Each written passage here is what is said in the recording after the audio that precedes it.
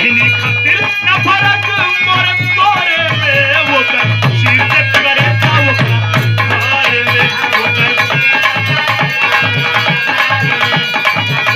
सीमा पे कोनो होनी अनहोनी हो जाई ए बेटवा खातिर तू ही माई हो तू ही बहनी खातिर भौजाई भैया हो माई बाबू खातिर तू ही बेटवा हो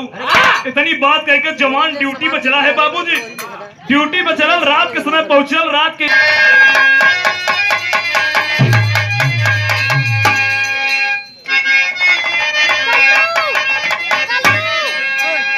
हरे तिरंगा फलही खून में सनी हरे तिरंगा फलही कि कुछ भी हो जाएगा मैं सीमा पर शहीद हो जाऊंगा लेकिन पाकिस्तान के आतंकवादियों को नहीं छोड़ूंगा। अमेरिका मास्टर पहुंच गया ड्यूटी पर नाहर अरे पहुंच गया ड्यूटी पर नाहर रातों रात बन गया प्लान 38 अक्टूबर नाहर सीना तक घेर लिया यही बात